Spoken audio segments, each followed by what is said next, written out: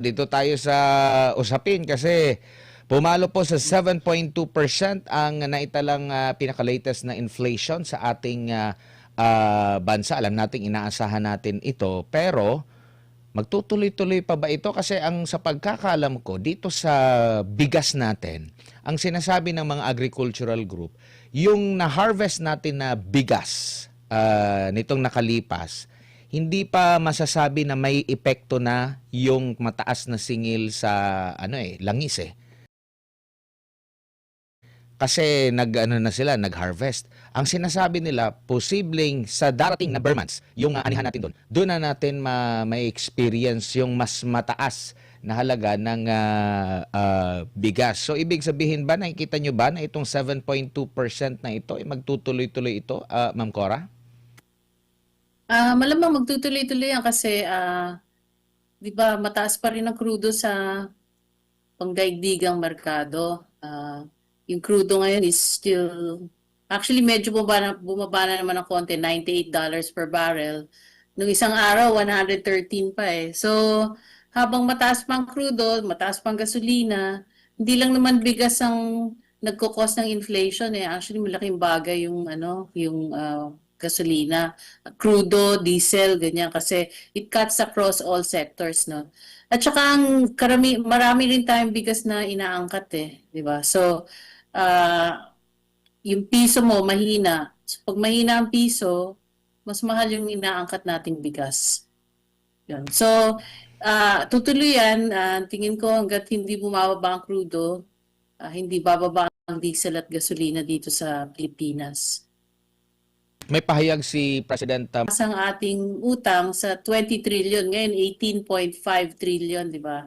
So, inaasahan natin na baka aakyat yan hanggang 20 trillion. Opo. No, tapos marami pang pagbibigay ng ayuda nitong mga nakalipas, yung spending po ng ating gobyerno, meron pang dito sa issue din po ng pag-alboroto ng bulkan po, Ma'am Cora. May pera pa ba tayo pambayad dito or uutang tayo ulit po, Ma'am Cora? Dapat may mga emergency funds available, no? Kasi minsan, di ba, pagka may sakuna, nag-announce ang government natin ng emergency, di ba? So, usually dapat may pondong nakalaan para sa mga ganyang sakuna. Aasahan natin na pag nagtag-ulan, marami na naman babahain, tapos ito nga yung pagputok ng Bulkan Mayon, baka mag-create din ng lahar yan, di ba? So, kailangan nakahanda talaga yung gobyerno na, especially mga local governments na tumugon sa mga ganitong mga sakuna. Opo.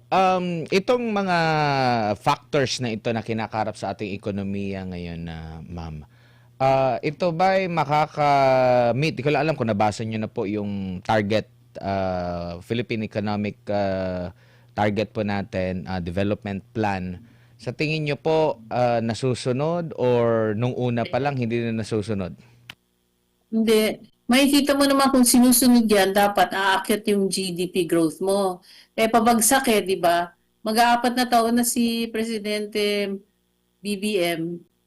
Hanggang ngayon, pabagsak yung trend. Kasi temo, nung 2023, kailan ba siya naging presidente? 2022. Opo. Kalahati nung 2022. Yung GDP mo noon, 7.6. Tapos 2023, 5.5. 2024, 5.7%. Noong 2025, 4.4%. Tapos, ngayong first quarter ng 2026, 2.8% na lang. So, makikita mo, kasi kung sinusunod niya yung Philippine Development Plan, dapat na nakakapagbigay sila ng mga trabaho para ma-stimulate yung ating ekonomiya para buhayin. Usually, pag ganyan, yung infrastructure ang pinaka-importante kasi hindi lang nagbibigay ng mga dagdag na kalye, mga airports para sa logistics, no? Nagbibigay rin yan talaga ng trabaho. Kaya napaka-importante. Kaso, naging ghost project. So, imbis na napunta sa mga tao sa sweldo ng mga tao, sa trabaho, napunta sa kokonting kawatan bulsa ng mga kawatan. Yun yung yun yung nag-cause ng decline ng ating economy. Yung crisis ng langis ngayon, kumbaga, nag-worsen lang yung downfall. Pero kung makikita mo, yung first quarter, 2.8, hindi naman talaga yung crisis ng langis ang cause niyan eh. Kasi nangyari yun, middle of March or third week of March, nung naramdaman na natin. So, practically, most of the first quarter is really more of domestic issues, hindi external.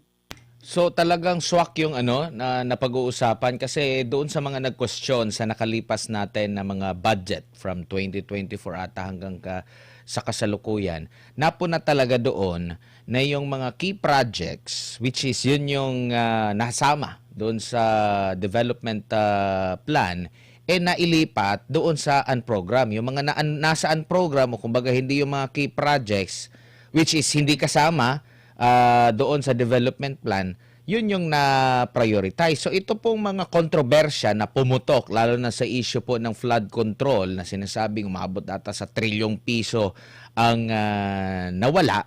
So ganun kalaking halaga. Kaya maintindihan natin na ganito ang sitwasyon ng ating ekonomiya ngayon, Ma'am Cora.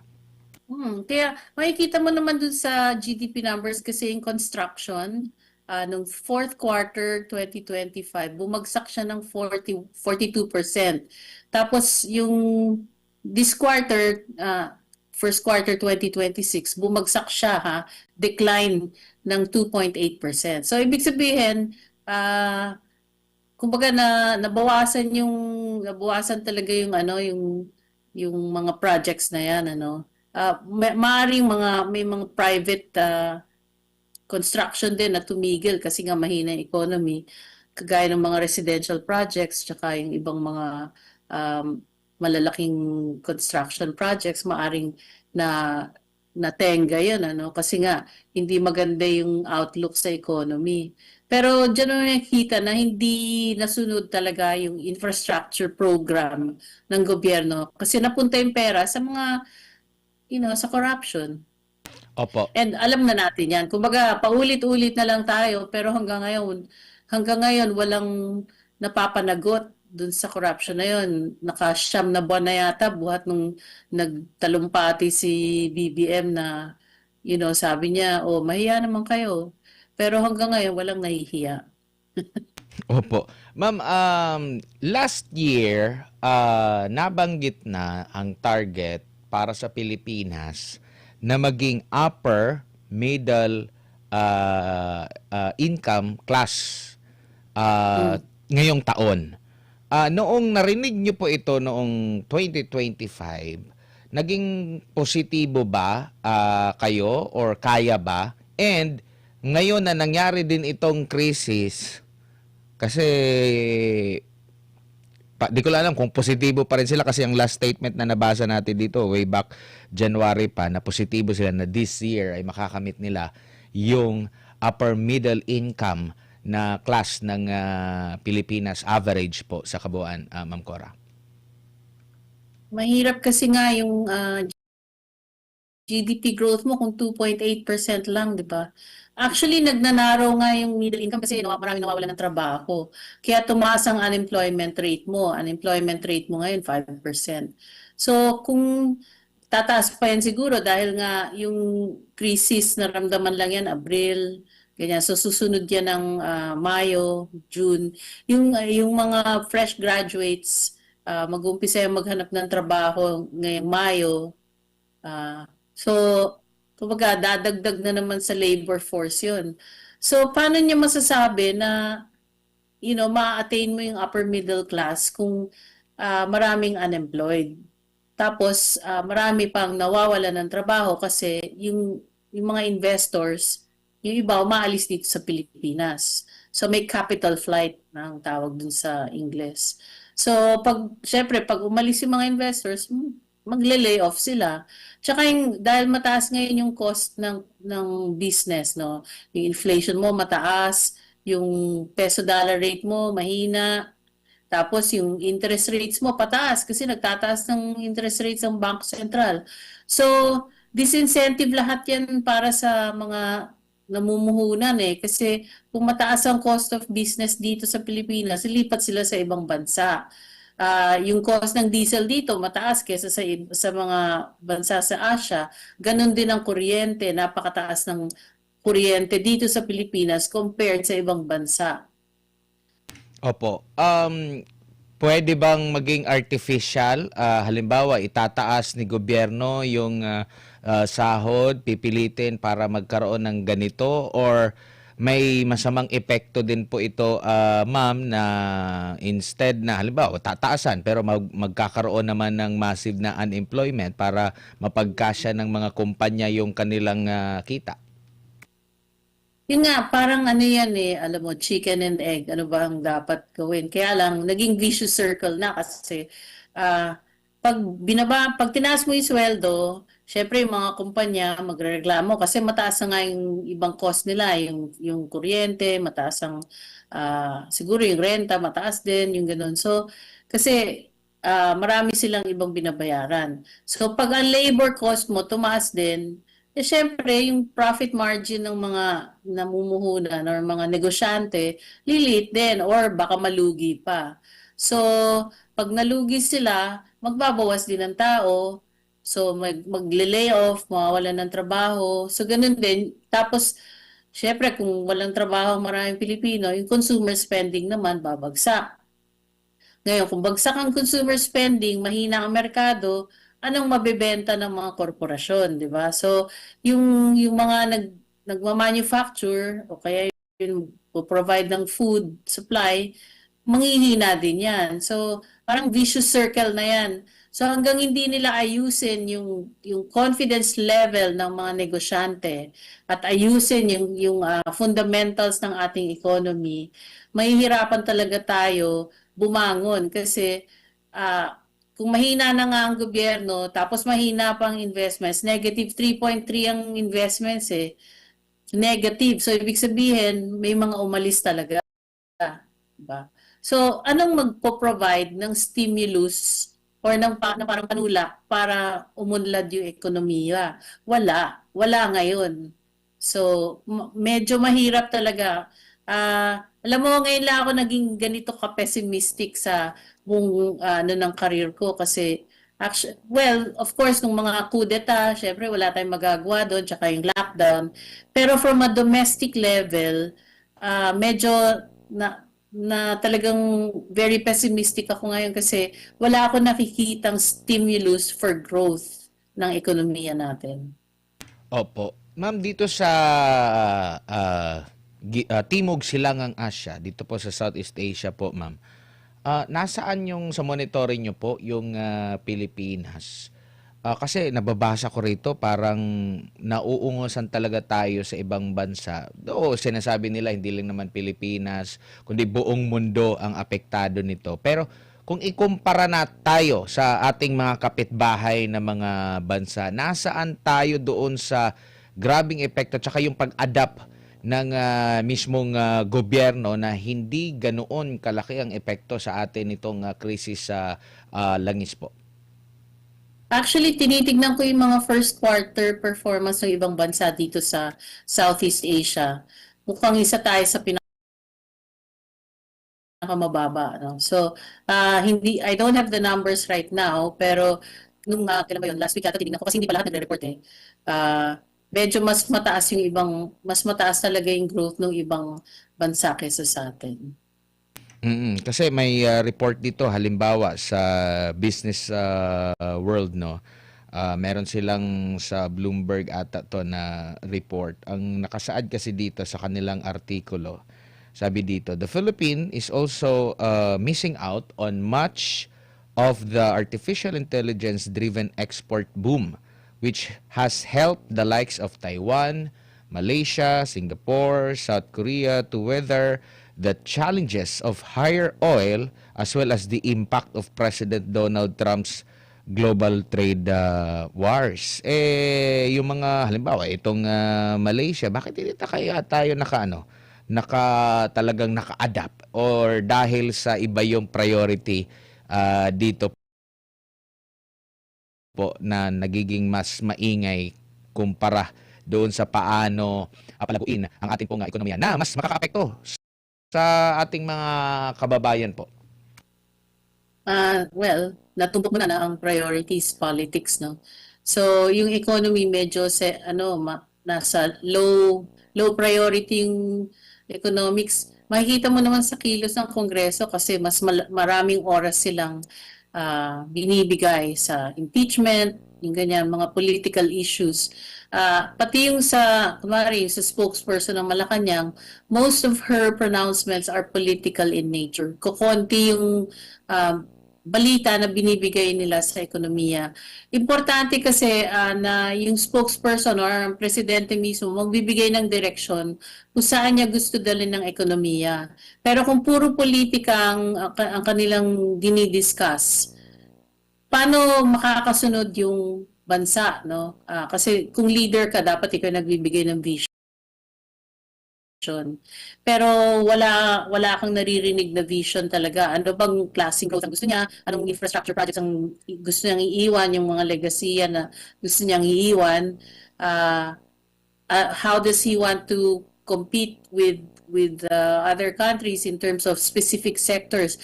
Kasi alam mo, mataas ang abilidad ng mga batang Pilipino sa teknolohiya. Pero anong klaseng programa ang ginagawa nila para mapaunlad ang teknolohiya dito sa Pilipinas? Parang walang masyadong discussion tungkol dyan, di ba? Kaya sinasabi mo yung AI hindi natin nagagamit, hindi natin na-apply sa ibang sectors. Yung ano na lang sa finance na lang para maayos yung corruption. Pwede naman silang gumamit ng yung ano na nga ba yun? Nakalimutan ko. Anyway, yun nga. So, may mga technologies para mabawasan ang corruption talaga sa government. Ganyan. So, yung sa fintech, no, financial technology. So, hindi na-apply yan. So, Blockchain, blockchain. kasi nga, wala political will. Kasi Blockchain, ang yun ba yung priority sinasabi niyo po, nila, ma'am? politics. Opo, Ma'am Cora, blockchain ba yung sinasabi niyo po? Ayun, yung blockchain. Yes, yung blockchain. So, kasi yung blockchain makes your system transparent. Ganyan. So, kung talagang gusto nilang maibsan ng corruption, they will adopt blockchain across the government, no? Wala, hindi naman nila ginagamit. So, wala yung political will to reform towards a more transparent governance. Meron pa dito sa artikulo ng Bloomberg, ma'am, no, na sabi dito, the Philippines is the most at risk in the region of stagflation. Yung stagflation pala is sabay. May mataas na inflation, mabagal na paglago ng ekonomiya at mataas na employment. At sabi ito ng senior ASEAN economist at Overseas Banking Corp sa Singapore. Dagdag pa rito naman ng research at ekonomista ng Philippine National Bank na si Alvin Arogo, kinote siya, sabi dito, the lower than expected GDP, yun ang pag-uusapan po natin, ma'am, print in the first quarter shows fiscal stimulus is not enough to uplift economic growth just like during pandemic. Sabi pa rito, as such, monetary tightening which does not address the supply shock could seriously put at risk the ability of the country's growth recovery in the coming quarter. Sabi pa dito sa artikulo, the central bank has little room to support the economy because of peso weakness and surging consumer prices. Meanwhile, growth and investment have slowed dramatically since Mr. Marcos announced a probe into the misuse of flood control funds last year. Ma'am. Actually, matagal na nating pinag-uusapan yan. And we're already in this stage of stagflation, kasi bumababa na nga yung growth ng economy natin, tapos tumataas ang inflation, tumataas rin ang unemployment. So nandun na tayo, hindi lang risk. We're already in a stagflation stage. At pwede tayo magkaroon ng depression or actually recession muna Yung recession, yung 2 quarters na negative growth. So pwede tayong mapunta doon kasi kung tutuloy yung pagbagsak ng investments mo tapos wala ka masyadong government spending, yung infrastructure projects, malalaki, ganyan. Tuloy-tuloy yung panghihina ng ekonomiya. Tapos yung nakita mo ngayon, yung yung net factor income, 4.5%. Ano ba yung net factor income na yan? Diyan pumapasok yung mga remittances. So malaki yung hinina kasi last quarter, nung fourth quarter, no, 2025, 10.9% growth pa yan. Pero itong first quarter, 4.5%. Kaya kung titingnan mo, yung consumer spending, bumaba din to 3%. So kung tutuloy na ganito ang growth ng ating remittances, manghihina ang piso unang-una. Second, manghihina rin ang ekonomiya. Kasi yan na nga lang yung huling source mo ng growth eh. So pag hindi pa nag-grow ang remittances, talagang mahina na talaga ang ekonomiya natin. Kasi yung consumer spending, government spending, investments, yan lang yung nagtataguyod. Kasi pag trade, pag sinabi mo exports minus imports, talo pa rin tayo dyan kasi mas malaking importation natin, lalo nga yung mahalang langis. So ang pinaka-saving grace natin is remittances, yung mga pinadadala ng OFWs. Pero mahina na yung growth ng first quarter. So tingnan na lang natin kasi ito ang pinakamababang remittance level or remittance growth na nakita ko, no? So baka in the next 2 quarters, hindi natin na alam, ano, kasi may enrollment, baka mas marami padala nila, so baka tumaas ng konti. Yun nga lang, yung investments pa rin ang binabantayan ko. Hanggat walang kumpiyansa ang mga negosyante dito sa Pilipinas, hindi tataas ang investments mo. So, ibig sabihin, mahina pa rin ang ekonomiya. So, hindi ko alam kung bakit yung mga ibang ekonomista tinitingnan 5%, 6%, hindi natin kaya mag-grow ng ganyan. Hindi talaga maaabot yan. So, masyado silang optimistic. Opo. Pero kung ikukumpara mo sa pandemya, ma'am, parang ang sabi kasi dito, sabi dito yung kinote ko kanina, the lower than expected GDP print in the first quarter shows fiscal stimulus is not enough to uplift economic growth just like during the pandemic. Mas maintindihan natin during pandemic, ma'am, kasi talagang Oo. lubog lahat, hindi makakapagtrabaho, si Juan de la Cruz, naka-lockdown tayo. Pero ngayon hindi naman tayo naka-lockdown, pero parang kinukumpara tayo o yung sitwasyon ngayon na kulang yung stimulus, fiscal stimulus para maano yung ating economic growth. Kulang talaga kasi nga maraming ninakaw. Maraming ninakaw na pera na para sa government spending, yung fiscal stimulus na sinasabi. So, imbis mapunta sa ekonomiya yung pera, napunta lang sa bulsa ng ibang o sa maleta, sa kung saan-saan, na konti lang ang nakinabang. Kaya ghost projects eh. So, ngayon, ano mangyayari pag bumaha? Hindi naman natuloy yung mga plano nila na flood control projects eh, di ba? Yung mga ghost projects, tinuloy ba? Hindi ba? Or if ever, konti lang, ganyan. So, aasahan mo na naman na babaha. Tapos, may mga major road projects ba? May mga airport projects ba na naririnig ka? Wala tayong naririnig ng mga ganun, mga bidding. Dati, sunod-sunod ang mga bidding ng mga government projects, di ba? Ngayon, wala ka masyadong marinig. Ngayon, on the monetary side, sinasabi mo yung pagtaas ng interest rates kasi para ma-address yung inflation. Ganun din, hindi yan mag-work kasi cost push inflation tayo. Yung inflationary pressure nanggagaling sa ibang bansa dahil nga mataas ang presyo ng langis. So, halimbawa, magtaas ka ng interest rates ngayon, saan mo kukunin yung liquidity na inaasahan mo para bumaba yung inflation?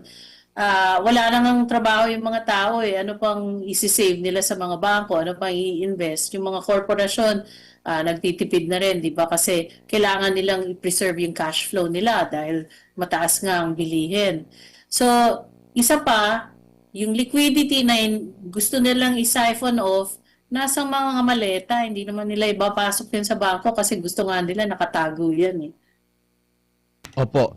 Ma'am, sinasabi rin dito, na nabanggit mo na kanina yung tungkol po sa kontrobersya sa korupsyon, no? Sabi dito, the corruption controversy continued to weigh on consumer, business, and investor confidence in the first quarter, no?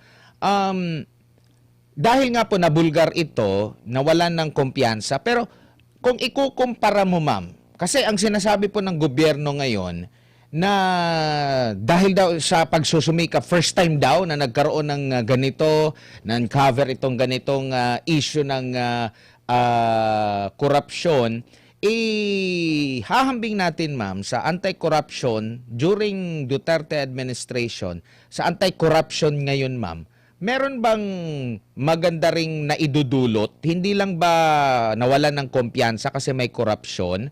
Pwede rin ba na dahil may anti-corruption ka, mas the more na magtitiwala ang consumer, business, and investor, ma'am? Anong anti-corruption? Di ba yung unang-unang ang tinanggal ni Presidente nung naging Presidente siya, yung Philippine Anti-Corruption Commission ba yun or something? Opo. Tinanggal niya yun. So, hindi pa yung binabalik. At anong anti-corruption measures ang ginagawa nila? Meron pa nga unprogrammed funds. Napakalaki pa ng insertions. So, anong anti-corruption ang sinasabi nila? So, makikita natin dito. Pero kung lehitimo na nagkaroon talaga ng paglaban sa corruption, ma'am, yung investor confidence, business confidence, andoon, hindi babagsak po. Malaki nga yung binagsak, di ba? Minus 24% ang business confidence in April.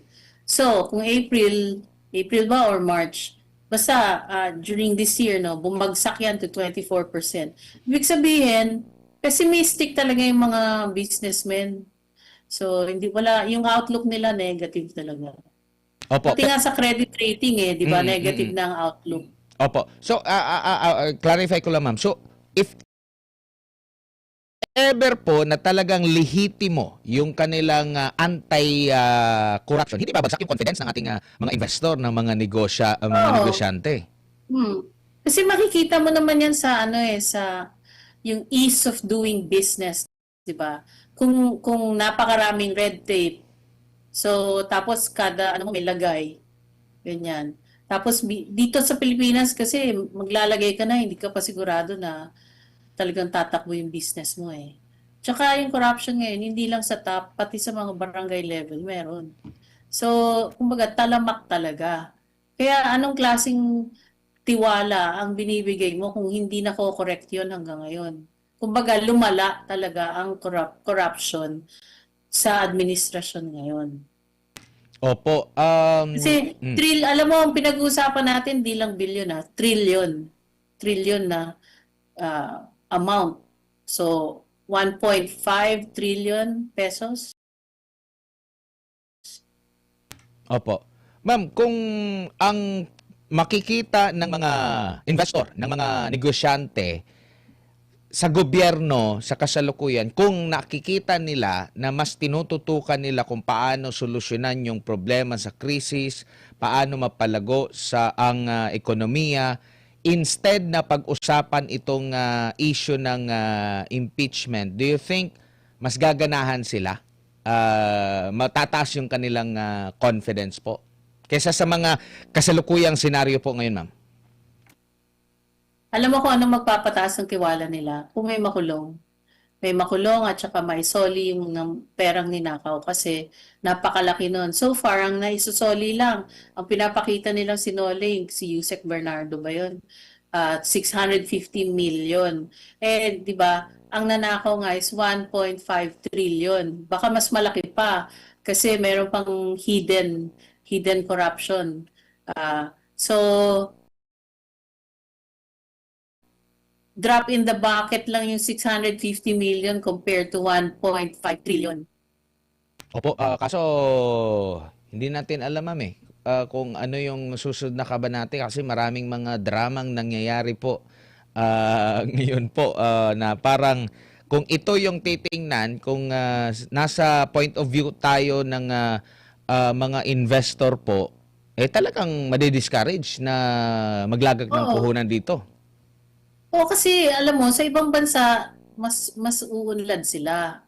Bakit nila ipipilit yung sarili nila dito, pahihirapan nila, tapos hindi man sila kakita. So yun yung primary consideration ng mga negosyante. Gusto nila kumita ng pera. Pero kung pahihirapan ka pa, tapos maliit pa yung kikitain mo, ba't sila pupunta dito? Eh, kikita naman sila ng mahusay sa ibang bansa. So, ang kailangan kasi magkaroon ka ng level of competitiveness, di ba? Kasi ang Pilipinas, hindi naman yan center ng universe. Kumbaga, maliit na bansa lang tayo kumpara sa ibang bansa na maunlad. So, Opo. hindi natin pwedeng kalimutan na, dapat domestic lang, hindi pwede. Kailangan yung international point of view natin, kailangan nandun pa rin sa pagpaplano. Opo. Tapos meron pang mga maririnig tayo kasi alam natin nasa gitna tayo ng krisis. Tapos maririnig pa natin na magpapaalam pa tayo sa Estados Unidos para makabili tayo ng langis sa Russia. Yung mga ganun na mga ano ma'am na bakit akala ko ba meron tayong independent foreign na policy. So Yun na. Oo. opo. Kasi ang talagang diyan, naging trend at lagi kong binabantayan ang mga pronouncement ng presidente, no. Lahat ng sinasabi niya hindi nagkakatotoo. So, iba yung sinasabi niya sa ginagawa at sa resulta. Kaya itong nagiging resulta, mahina yung economy. So, ang sasabihin niya, yung gusto natin marinig para maibsan yung emotions, yung galit ng mga tao, yung nararamdamang gutom, yung ganun. Papaasahin ka ng papaasahin, pero wala talagang nangyayari. Yun ang katotohanan. Opo. Ma'am, kasi may uncertainty sa issue dyan sa gitnang silangan. Di mo alam kung nagkakaroon ba talaga ng peace talks kasi maya't maya, pag nanonood ka ng mga news channel sa ibang bansa, no? Ako, lagi ako nanonood sa Al Jazeera talagang, sabi ko parang ano ba to? Parang close open yung mga nangyayari doon sa lugar. Ang ini-imagine ko yung Pilipinas eh. Kasi sa kasagsagan, grabe na yung epekto sa atin dito. So, merong huhupa, magkakaroon ng bawas nito nakalipas na 2 linggo, pero ngayong linggo na ito, tumaas na naman. Siguro bilang panghuli na lamang po, ma'am, ano kaya ang siguro maipapayo ninyo sa atin pong gobyerno kung nakikinig man sila at the same time sa ating mga kababayan, may role ba ang mga bawat Pilipino para mapalago yung ating ekonomiya? Alam mo, napakahirap solusyonan ngayon kasi nga walang tiwala ang mga negosyante. So kung walang tiwala ang negosyante, di sila papasok dito sa Pilipinas. Maski yung mga nandito sa Pilipinas, hindi mag-expand. So kailangan talaga magtino ang gobyerno. At ilang beses ko nang sinabi yan na kailangan magtino dahil kailangan ayusin ang ating spending ng pera, yung mga taxes ng na binibigay ng mga taxpayers, no. Kailangan gamitin sa mahusay yan para makapagbigay ng trabaho.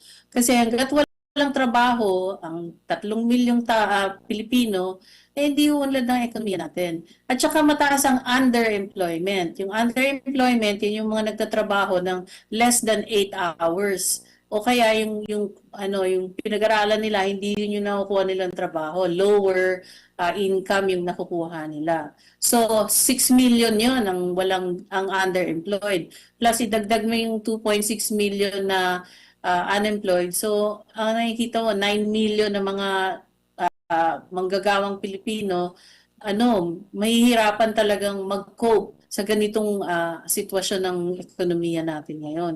So, anong pwede nilang gawin? Di ba? So, kailangan talaga ngayon self-help O kaya, magtulong-tulong yung mga komunidad para makahanap sila ng paraan na kumita na hindi sila umaasa sa gobyerno kasi pag umasa sila sa gobyerno, walang mangyayari.